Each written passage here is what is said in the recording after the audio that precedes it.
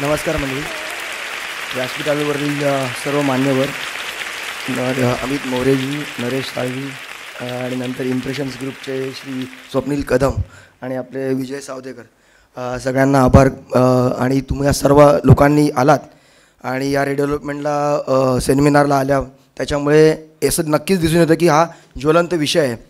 आणि या विषयाला हात घालण्यापूर्वी सर्वांनी एकदा जोरदार गणपती बाप्पा, तुमची सगळे विघ्न नक्की दूर होणार.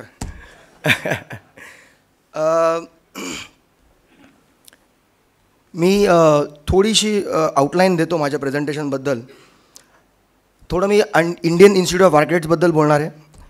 तदनंतर considerations, steps in redevelopment second part असेल.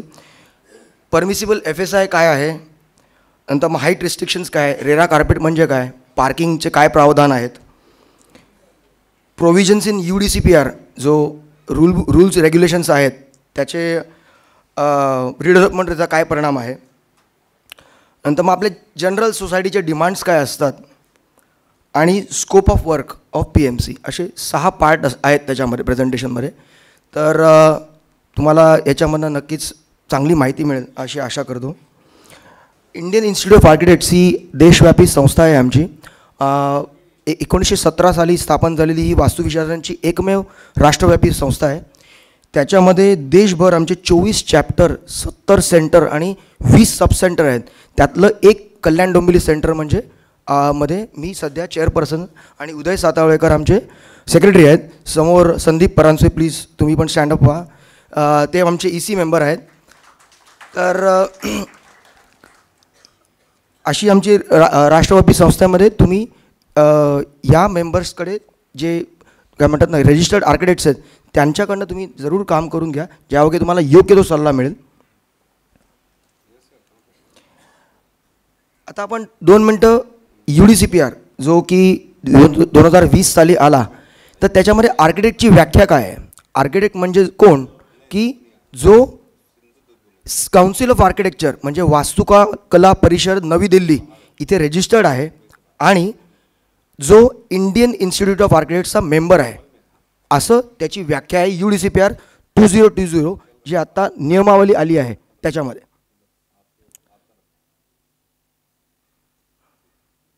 आता या स्लाईडमध्ये मी तुम्हाला 2 QR कोड दिलेले आहेत.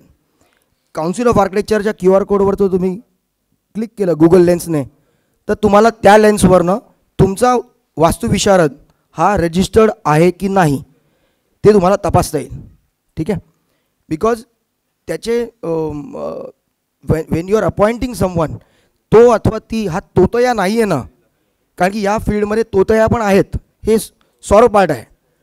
बट तुम्ही नागरिक म्हणून, सुजाण नागरिक म्हणून तुम्हाला ही माहिती असणे आवश्यक आहे की आपला आर्किटेक्ट हा काउन्सिल ऑफ आर्किटेक्चरमध्ये रजिस्टर्ड आहे का आणि तो इंडियन इन्स्टिट्यूट ऑफ आर्किटेक्टचा मेंबर आहे का. या दोन्ही गोष्टी तुम्ही तपासू शकता. फक्त IIची वेबसाईटवरती अजून ती प्रोव्हिजन नाही आहे, पण काउन्सिलवरती तर आहे, जी भारत सरकारची वेबसाईट आहे.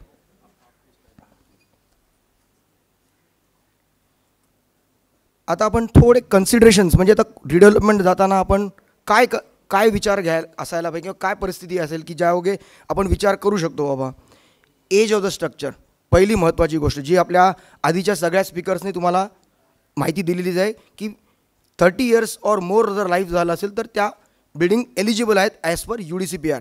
अर्थात डिलॅपिडेटेड असेल तर त्याही बिल्डिंग्स एलिजिबल आहेत, नाही असं नाही. बट एक मूळतः जी लिमिट दिलेली आहे ती 30 इयर्स और मोर.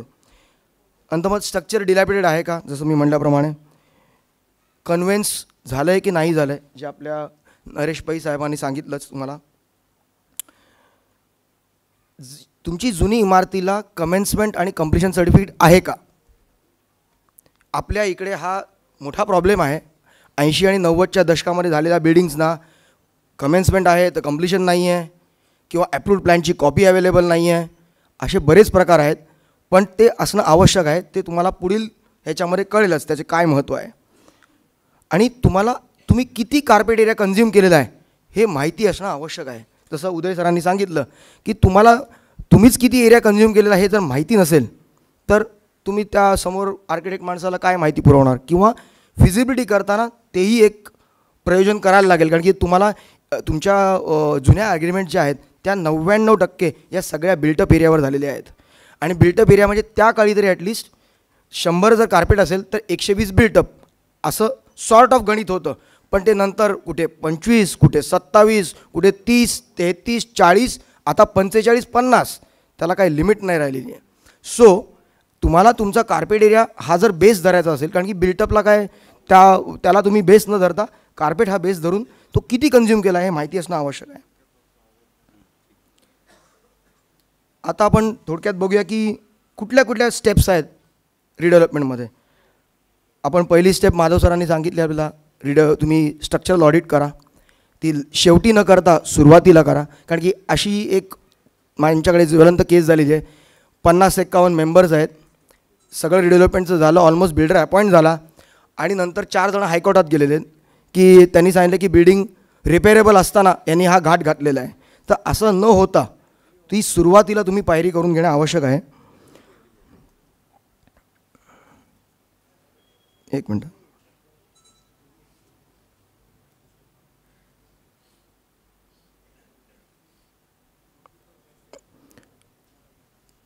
त्यानंतर जसं सांगितल्याप्रमाणे call for special general body meeting, appointment of architect as PMC, नंतर मग PMCकडनं टेंडर्स मागवणे, त्या टेंडर्सचं ॲनालिसिस करणे, कंपॅरेटिव्ह चार्ट बनवणे. म्हणजे कंपॅरेटिव्ह चार्ट करण्यासाठी जर तुम्ही टेंडर केलं असेल ज्याच्यामध्ये तुम्हाला ॲपल टू ॲपल कंपॅरिझन करता येईल. ॲपल आणि ऑरेंज कंपेअर करणं अवघड आहे. तुम्ही नुसते कोटेशन मागवलीत बिल्डर्सकडनं तर काय होईल, एकाने सांगितलं मी रेरा कार्पेटवर 50% देतो, एकाने सांगितलं मी युजेबलवर 25% देतो. हे कंपेअर करणं अवघड आहे. सो तुम्हाला त्यांना सगळ्यांना एका बेसवर आणण्यासाठी आपण आपलं जर टेंडर डॉक्युमेंटमध्ये प्रॉपर टर्म्स अँड कंडिशन्स टाकले तर everyone will give you the output in a similar format. Okay. त्या टेंडरिंग प्रोसेसमध्ये समजा टेक्निकली क्वालिफाय होणं म्हणजे त्याला अनुभव असणं, त्यांनी कामं केलेली पूर्ण असणं, त्याचा फायनान्शियल स्टॅटस, अशा बरेच टेक्निकल पॅरामीटर्समध्ये तो क्लिअर झाल्यावर मग फायनान्शियल बिडमध्ये बाबा फायनान्शियली तुमचे जे काही रिक्वायरमेंट्स होत्या, एक्स्ट्रा एरिया असो किंवा कॉर्पस असो किंवा रेंटल्स असो, ते सगळे फायनान्शियल टर्म्स आले. पण फायनान्शियल टर्म्स जेवढे तुम्हाला सगळ्यांना आवडीचे आहेत त्याहीपेक्षा जास्त तुमच्या आवडीचा असला पाहिजे की आपला जो समोर बिल्डर येतो आहे हा तेवढ्या ताकदीचा आहे का. बिकॉज आजचं मार्केट हे काय चांदणं पडलेलं नाही आहे. फॉर युअर इन्फॉर्मेशन, आजच्या मार्केटमध्ये प्रचंड इन्व्हेंटरी आहे मार्केटमध्ये. सो फ्लॅट्स काय पटकन नुसती कुदळ मारली की फ्लॅट विकले जात नाही आहेत, ही सत्य परिस्थिती आहे. आपल्या शहराच्या अवघ्या 2.5 किलोमीटरवरती 4 इंटिग्रेटेड टाउनशिप प्रोजेक्ट चालू आहेत. 100 एकर और मोर, 55 लाखात फ्लॅट आहे, 60 लाखात फ्लॅट आहे आणि इथे शहरात 80 लाख आणि 1 करोडचे फ्लॅट्स आहेत. सो आणि त्यांच्याकडे प्रचंड ॲम्युनिटीज आहेत. So try to understand that the market conditions are different. 80च्या दशकात आणि 90च्या दशकात नुसती कुदळ मारायचा अवकाश, बोर्ड लावायचा अवकाश, फाटकन बुकिंग आहे. आज ते परिस्थिती नाही आहे. सो टेक्निकली तो क्वालिफाईड असलाच पाहिजे, त्याच्याकडे तेवढी फायनान्शियल ताकद पाहिजे की बिल्डिंग पूर्ण उभी केलेली आहे मी आणि बुकिंग नाही आलं तरी पण मला प्रॉब्लेम नाही आहे. He can sustain and complete the project in timely manner. Okay. आणि लास्ट त्याच्यानंतर मग तुम्ही signing of agreement, development agreement, power of attorney and vacating the premises and followed by redevelopment, असं हे पूर्ण चक्र आहे. ओके. आता लिस्ट ऑफ डॉक्युमेंट्स बऱ्याच आधीच्या स्पीकर्सने तुम्हाला सांगितले तरी पण माझ्या आली का लिस्ट ऑफ डॉक्युमेंट्सची slide. 7/12 property card, conveyance deed, TILR survey, city survey map, NA order, commencement certificate of existing building, completion certificate of existing building आणि ॲप्रूव्ड प्लॅनची कॉपी. आता 7/12 आणि प्रॉपर्टी कार्ड हे दोन्ही प्रचलित आहेत आपल्याकडे. काही गावं ही अजूनही 7/12वरती आहेत ज्यांचे प्रॉपर्टी कार्ड झालेले नाही आहेत. आता एक एक्झाम्पल द्यायचं झालं तर आयरे विलेज हे प्रॉपर्टी कार्डमध्ये आहे, म्हणजे सिटी सर्वेच्या अंडर आहे, पण गजबंधन पाथर्ली हे नाही आहे तुमच्या माहितीसाठी.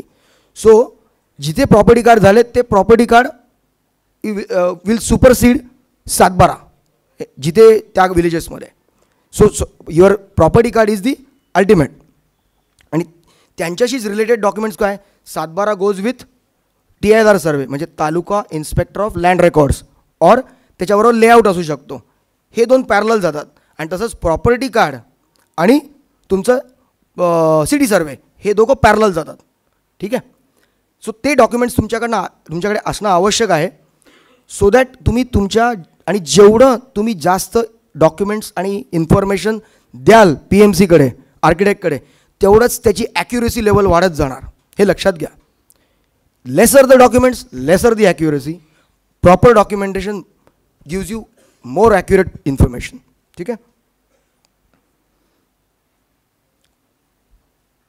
आता सगळ्यांना दिसते तुमच्या प्लॉटमध्ये काय आहे, दिसतंय? ओके. सोनं आहे, चांदी आहे, तांबं आहे. हा सगळा ॲनालिसिस तुम्हाला जसं उदय सरांनी सांगितलं की तुम्हाला त्या फिजिबिलिटीमध्ये कळेल की तुम्ही कुठे उभात, कोणत्या खाणीवर उभे आहात. त्या जमिनीखाली सोनं आहे, चांदी आहे का पितळ आहे. ओके. 3 मेडल पण दाखवलेले आहेत बघा. Okay. So the first step you have to take is appoint an architect to carry out the feasibility study to understand if it is. So feasibilityचं महत्त्व कळलं तुम्हाला? all on same page now. Why you have to do it? Okay, great. आता next plot potential. म्हणजे feasibility करायचा घाट घातला आहे तर मग हाताची पाची बोटं सारखी आहेत का? नाही. मग माझ्या बाजूवाल्याला 40% मिळाले, मग मला पण 40% मिळाले पाहिजे. हा अट्टास कशाला? बरोबर की नाही? हाताची बाडी सारखी आहेत ना. आता याचा अर्थच काय की जर 2 प्लॉट एकाच रोडच्या समोर आहेत पण त्याचे फिजिबिलिटी रिपोर्ट डिफरंट येऊ शकतात. आणि त्याचं क्लासिक एक्झाम्पल हे आहे, जशी पाची बोटं सारखी नाही आहेत तसंच दोन्ही प्लॉटने किती FSI कन्झ्युम केलेला आहे हे सारखे नसू शकतं ना. त्याच्यामुळे हा हट्ट की नाही त्यांना 45 तर मला पण 45, त्यांना 25 तर मला पण 25 पाहिजे, बातच खतम आहे. तो बेंचमार्क आहे असं नाही आहे. ही मिसकन्सेप्शन है. नेक्स्ट स्लाइड आली. आजकल डोंबिवली में क्या FSI चल रहा है. बरेच सोसायटी येतात आणि विचारतात, जशी ती फॉकची ॲड आहे ना, आजकल भारत में क्या चल रहा है, तसं आजकल डोंबिवली में क्या FSI चल रहा है. हा एक आवडीचा प्रश्न आहे. तर FSI परमिसेबल जो आहे हा काही सिटी स्पेसिफिक नाही आहे. डोंबिवलीला 4 दिला, कल्याणला 5 दिला, मुंबईला 6 दिला, असं काही नाही आहे. There is a chart called 6G table. दिसतंय सगळ्यांना? दिसतंय ना. हे टेबल 6G जे आहे ते UDCPR 2020 मध्ये चॅप्टर नंबर 6 मध्ये टेबल आहे. यात जसं उदय सरांनी सांगितलं तुम्हाला की त्याच्यामध्ये बेसिक FSI आहे, TDR आहे म्हणजे ट्रान्सफर ऑफ डेव्हलपमेंट राईट्स, आणि प्रीमियम FSI जो कॉर्पोरेशन विकतो. हे असे 3 पार्ट आहेत त्याच्यामध्ये. आणि त्या सगळ्यावरती मिळणारा ॲन्सिलरी FSI जो मुंबईमध्ये फंजिबल FSI नावाने ओळखला जातो, तो इथे ॲन्सिलरी FSI. मग तो 60% रेसिडेन्शियलला, 80% कमर्शियलला, असं सगळं आहे. बरं, हे दिसतं चित्र तेवढं सोपं नव्हे. तुम्हाला वाटेल हे चित्राचा मी फोटो काढला म्हणजे झालं, डन, उद्यापासून मी पण कॅल्क्युलेशन करायला मोकळा. इतकं सोपं असतं तर मग एवढं जाडं पुस्तक कशाला पाहिजे. ओके. आणि आर्किटेक्चरची 5 वर्षाची डिग्री आणि 27 वर्षाची प्रॅक्टिस कशाला पाहिजे. ओके. इतकं स्ट्रेट फॉरवर्ड नाही आहे. बेसिक FSI नेट प्लॉटवरती आहे, TDR अँड प्रीमियम ग्रॉस प्लॉटवरती आहे. त्यात तुमच्या प्लॉट एरियाप्रमाणे येणारे त्याच्यातले प्रावधान आहेत त्या पुस्तकात दिलेले. प्लॉट एरिया X एरियाच्या वरती असेल तर म्हाडा कंपोनंट लागू आहे, RG लागू आहे, अशा असंख्य गोष्टी आहेत. सो इतकं ते सोपं उत्तर नाही आहे. बट हे तुम्हाला एक जस्ट बाबा आयडिया द्यायला की, कारण की हा आवडता प्रश्न आहे सगळ्यांचा की आजकल डोंबिवली में क्या चल रहा है, डोंबिवली में क्या FSI चल रहा है. ठीक आहे. सो त्याचं हे क्विक ॲन्सर, ये FSI चल रहा है. आणि ह्याचं मुंबईशी कंपॅरिझन करू नका प्लीज. मुंबईचा DCPR 2034 completely different rule book आहे आणि आपल्या बाकी महाराष्ट्राला UDCPR 2020 आहे. बरं, ठाण्यामध्ये थोडं वेगळं प्रावधान आहे थोडं, त्याच्यामुळे परत तिथेही कंपॅरिझन करू नका. ठाण्यात हे चाललं आहे मग आपल्याला काय नाही. सॉरी, ठाण्यासाठी चॅप्टर नंबर 10 मध्ये थोडे वेगळे प्रावधान दिलेले आहेत. सो अगेन तुम्ही कंपेअर करू नका. इथे तुम्हाला तुमच्या साईटप्रमाणेच, तुमची साईट कुठे लोकेटेड आहे याच्याप्रमाणेच ते गणित मांडावं लागेल. ओके. आजकल डोंबिवली में कितनी ऊंची इमारत हो सकती है? साईट दिसती आहे? ओके, हा एक अजून एक प्रश्न आहे लोकांना, बरोबर की नाही? ओके नाही, बरोबर. तर त्याच्यामध्ये 2 पार्ट आहेत, एक आहे स्पेशल बिल्डिंग आणि एक आहे नॉन स्पेशल बिल्डिंग. सिम्पल. तर स्पेशल बिल्डिंग म्हणजे काय, जी 24 मीटरपेक्षा उंच, म्हणजे ग्राउंड प्लस 7पेक्षा उंच, आणि नॉन स्पेशल बिल्डिंग म्हणजे काय, ग्राउंड प्लस 7वाली इमारत. ठीक आहे. तर रोड विड्थप्रमाणे त्या प्रकारची बिल्डिंग होऊ शकते. जर आपल्या प्लॉटसमोर रस्ता हा 12 मीटरच्या खाली असेल, म्हणजे जवळपास 40 फूट, तर तुमची इमारत 7 मजल्याच्या वरती जाऊ शकत नाही. ओके. आणि जर तो रस्ता 12 मीटरपेक्षा जास्त असेल तरच ती इमारत स्पेशल बिल्डिंग किंवा टावर होऊ शकतं 24 मीटरच्या वरती. ओके. सो हे सिम्पल त्याच्यात रूल्स आहे. कोणी येऊन तुम्हाला सांगितलं हा इथे 25 माळ्याची बिल्डिंग बांधणार आहे, आणि तिच्या मागे रोड 6 मीटर पण नाही, 20 फूट पण नाही, आणि तिथे मी चाललो 25 माळ्या, नाही, सॉरी, असं होऊ शकत नाही. ओके. क्लिअर कट रूल्स आहेत आणि त्याच्याप्रमाणे, आणि हे तुम्हाला आधी माहिती असणं महत्त्वाचं आहे. नंतर काहीतरी बाबा तो काहीतरी त्यांनी सांगितलं 25 मजल्याची म्हणजे आता होत नाही आहे, म्हणजे बिल्डिंग तोडल्यानंतर सांगणार अरे आता ते होत नाही आहे, ते कॉर्पोरेशनमध्ये पास होत नाही आहे. अरे हे तुम्हाला आधी माहिती पाहिजे ना. म्हणूनच तुम्ही तज्ज्ञांचा सल्ला योग्य वेळी घेणे, तो नंतर पुढे जाऊन प्रोजेक्ट रखडल्यावर घेण्यात काही मतलब नाही. आता नेक्स्ट काय प्रश्न आहे, जर बिल्डरने भविष्यात अजून काही FSI मिळवला तर वर अजून 2-3 मजले बांधले तर त्याचा आम्हाला काय फायदा होईल? बरोबर की नाही? सगळ्यांना आवडता प्रश्न आहे ना. हां, बरोबर. बरं, केक दिसतोय तिकडे सगळ्यांना? हां, केक छान आहे ना. बरं, आता 2 मिनटं असा विचार करा, तो केक म्हणजे तुमचा FSI. Okay, total FSI. तर टेबलनी तर सांगितलं एवढाच केक जन्माला येणार आहे. मग त्या केकचे तुम्ही 7 भाग करा किंवा 25 भाग करा, केक तर तेवढाच राहिला ना. You are getting me? म्हणजे तो इमले त्यांनी वरती किती चढवले याच्याशी तुम्हाला घेणं देणं काय? फायनली केक तर तेवढाच आहे ना. गेटिंग माय पॉईंट? मी अशासाठी, आता माझ्याकडे इथे बरेच बिचारे तज्ञ लोक बसलेत, त्यांना हे खूपच बालबोध वाटत असेल माझ्याकडे, sorry for that, but I am trying to explain the topic in the easiest way I can. एकदम म्हणजे तुम्हाला लगेच पटकन कळायच्या दृष्टीने. FSI किंवा जो परमिसिबल FSI आहे, फ्लोर स्पेस इंडेक्स, तो केक म्हणून विचार करा. त्या केकचे मी 7 भाग केले तो फ्लोर प्लेट मोठी मिळेल. जर 25 भाग केले तर तो छोटासा केक होईल, म्हणजे छोटीशी फ्लोर प्लेट येईल. As simple as that. Okay. आता नंतरची स्लाईड मी अशासाठी लावली आहे की just to inform you that RERA carpet दिसतंय ना. रेरा कार्पेटची व्याख्या आणि युजेबल कार्पेट जो मोफामध्ये होता त्याची व्याख्या वेगळी आहे. सो म्हणून मी मुद्दाहून लावला आहे. रेरा कार्पेटमध्ये लक्षात घ्या की आतल्या भिंती या आल्या, आणि जुन्या मोफाच्या ह्याच्यामध्ये आपण वॉल न धरता घेत होतो. सो हा डिफरन्स आहे. So whenever you are talking to developer builder, try to understand तुमचे जुने जे एरिया आहेत हे सगळे मोफाप्रमाणे आहेत, आणि आता जेव्हा तुम्हाला नवीन मिळणार आहेत तेव्हा ऑफकोर्स ॲग्रीमेंट होणार, तर रेराचाच कार्पेट जाणार. तर रेरा कार्पेट आणि युजेबल कार्पेटमध्ये फरक आहे. याच्यात मी डिटेलमध्ये जात नाही, हा अजून एक टॉपिक आहे. ठीक आहे. आता पार्किंग हा पण एक जिव्हाळ्याचा प्रश्न आहे की नाही. मला पार्किंग मिळणार का? मग तो कवर्ड देणार का? मग तो बाहेर कुठेतरी तो काहीतरी ओपन स्पेसमध्ये करेल का? एक समजून घ्या, रेराने याचे क्लिअर गाईडलाईन दिलेले आहेत. Open parking cannot be sold, closed parking can be sold, as simple as that. And close parking म्हणजे एकतर गराज किंवा तुमच्या कवर्ड एरियामध्ये असलेलं पार्किंग, हे तो विकू शकतो. हे रेराने त्यांच्या कायद्यामध्ये नमूद केलेलं आहे. सो बाहेर जर तो बांधणार असेल ओपन स्पेसमध्ये तर ते ही is not allowed as per RERA to sell the parking. नाही, तरी पण नाही, because that land is common एरियाच्या अंडर. कॉमन एरियाची व्याख्या आहे रेरामध्ये, यू कॅन रीड दॅट, त्याच्यामध्ये दिलेलं आहे. It is part of the common area. But एक लक्षात घ्या, finally it all boils down to तुमचं आणि त्या बिल्डरशी इट्स कॉपरेशन, टीमवर्क. सो बाबा ठीक आहे, आता आय अंडरस्टँड की ते विकता येत नाही पण तुमची गरज आहे, तर त्याचा वाया मीडिया तुम्हालाच काढावा लागेल. ओके. सो असं जर एकदम ही लाईन याच्या पलीकडे हे नाही होणार ते नाही होणार, अशा बऱ्याच गोष्टी आहेत ज्या you have to cooperate with each other आणि टीमवर्कने होऊ शकतं. आता मी UDCPRचे जे प्रोव्हिजन्स आहेत दिसत आहेत का तुम्हाला रिडेव्हलपमेंटसाठी? चॅप्टर नंबर 7मध्ये 2 टाईपच्या इन्सेंटिव्ह FSI आहे, 7.6.1 आणि 7.6.2. 7.6.1 ही सोसायटीजच्या रिडेव्हलपमेंटसाठी लागू आहे आणि 7.6.2 हे टेनंटेड प्रॉपर्टीजसाठी लागू आहे. ठीक आहे. आता सध्या एक सिंपल गोष्ट लक्षात ठेवा की सगळ्यांना बोनस आवडतो का? दिवाळीला बोनस का नाही आवडणार यार? ऑफकोर्स एक्स्ट्रा सगळ्यांनाच आवडतं. पण मी तो सांगितलं तुमच्या पगारातनं कापून घेणार, तर तुम्हाला आवडेल का?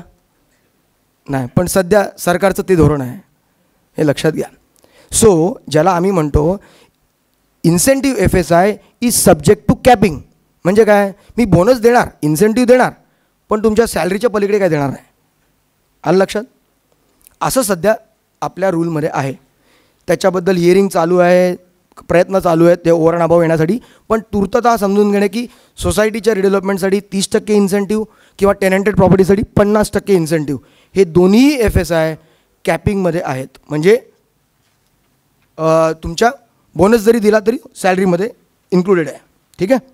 अजून मी त्याच्या डिटेलमध्ये जात नाही. तुम्हाला हे सगळे रूल्स डिटेलमध्ये आहेत, बट मॅक्झिमम बिल्डिंग पोटेन्शियलच्या आतमध्ये झालं हे लक्षात घ्या. ठीक आहे. मी आता हे जरा स्किप करतो. आता तुम्हाला डिमांड्स दिसतंय का? डिमांड्स दिसतंय ना?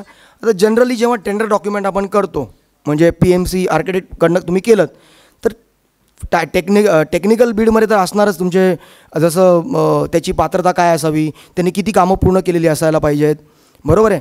तर त्याचबरोबर तुमचे फायनान्शियल टेक्निकल म्हणजे काय म्हणतात त्याला, त्यांनी मागे कुठली कामं केली आहेत, त्यांचं नेटवर्थ किती आहे किंवा त्यांची टर्नओव्हर किती आहे, हे सगळे क्रायटेरिया असणार.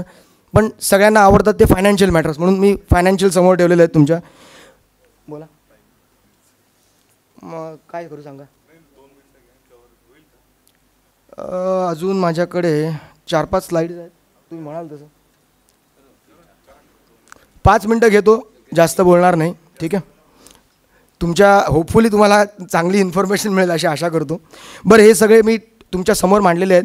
अर्नेस्ट मनी डिपॉझिट म्हणजे त्या जेव्हा तुम्ही टेंडर करता तेव्हा बाबा if the person is interested not really interested तो EMD देईल. सिक्युरिटी डिपॉझिट 79A मध्ये 20% of the project cost he security deposit ठेवायची आहे. पण सिक्युरिटी डिपॉझिट 20% ही छोटी अमाऊंट होत नाही, त्याच्यामुळे बरेच विकसक ह्याच्यापासून मागे हटतात. पण again there are other ways of mitigating this issue. Additional free area किती मिळेल, rent, deposit, brokerage, shifting charges, free parking काय मिळेल, कॉर्पस फंड किंवा आता कॉर्पस फंड टॅक्सेबल आहे म्हणून त्याला इनकन्व्हिनियन्स ऑर हार्डशिप असं गोंडस नाव दिलेलं आहे. Concessional rate for additional carpet area, असे सगळे विषय आहेत. आता मी पुढे जातो. लास्ट हा टॉपिक जो आहे PMCचा स्कोप ऑफ वर्क. आता PMC जेव्हा आपण अपॉइंट करतो असे तर आपण 3 टप्पे विचार करूया. पहिला पार्ट फिजिबिलिटी केला, दुसरा पार्ट आपण विकसकाला अपॉइंट करण्यापर्यंतचा, आणि तिसरा पार्ट एक्झिक्युशनमध्ये.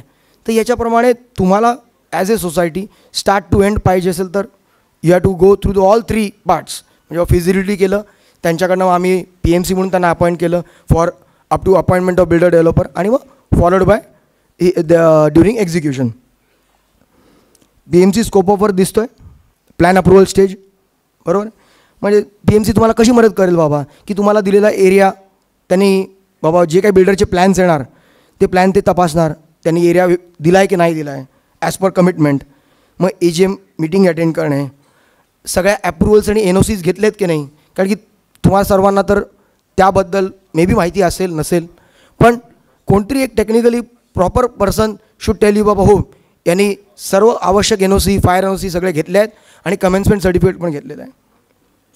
TDR सँक्शन आणि लोडिंग, कमेन्समेंट सर्टिफिकेट घेतलं आहे, रेराच्या वेबसाईटवर त्याचं नाव प्रोजेक्ट रजिस्टर्ड झालं आहे का. आता PMC scope of work during execution. आता एक्झिक्युशनच्या वेळेला काय होतं, पहिला पार्ट हा बेसिक सँक्शनचा होतो आणि TDR सँक्शन हे नंतर होतं, म्हणून परत तो सँक्शनला जातो सुधारित मंजुरीला. तर त्याच्यामध्ये परत मग त्यांनी TDR घेताना सर्व मंजुऱ्या घेतल्या आहेत ना ते तपासणं, प्लिंथ कम्प्लिशनचं सर्टिफिकेट घेतलं आहे ना, मग आम्ही एक जनरली मंथली मीटिंग अरेंज करतो सोसायटीबरोबर to check if the progress of construction is as per schedule आणि it is as per approved plan. ठीक आहे. मग last but not the least completion certificate त्याने घेतलं आहे का नाही घेतलं आहे, आणि कम्प्लिशनच्या वेळच्या सगळ्या NOC ह्या घेतल्या आहेत का. आणि आता तुम्हाला स्ट्रक्चरल पार्ट पण दिसतोय PMCचा. स्ट्रक्चरल इंजिनियर पण आपल्याबरोबर असेल तर then structural engineer will check जर त्याने स्टील कॉन्क्रीट म्हणजे कामाचा दर्जा कन्स्ट्रक्शनचा तो पण चांगला आहे की नाही. आता पुन्हा परत 15 वर्षात परत आपण रिडेव्हलपमेंटच्या मार्केटमध्ये यायचं नसेल तर याची काळजी घ्यावी लागेल. बरं, आता I think I have covered basic माझ्याकडे जो दिलेला टॉपिक होता. फक्त एकच नमूद करतो, तुमच्या सातबाऱ्यावर जर क्लास 2 किंवा वर्ग 2ची जमीन असेल तर ती म्हणजे ती कलेक्टर लँड. ठीक आहे. ती वर्ग 1ची करण्यासाठी जसं त्यांनी सांगितलं की तुम्हाला कलेक्टर नजराना भरायला लागतो आणि तो आता खूपच प्रीमियम कमी आलेला आहे. पण जर तुम्ही त्याच्यात कमर्शियल कंपोनंट असेल तर तो शर्तभंग आहे हे लक्षात घ्या. तर त्याच्यामुळे त्याला पेनल्टी हे आली तर ती पण आली. सो त्याच्यामध्ये हा अजून एक डायमेन्शन आहे. तो जस्ट मी तोंड ओळख करून देतो आणि थांबतो. थँक्यू.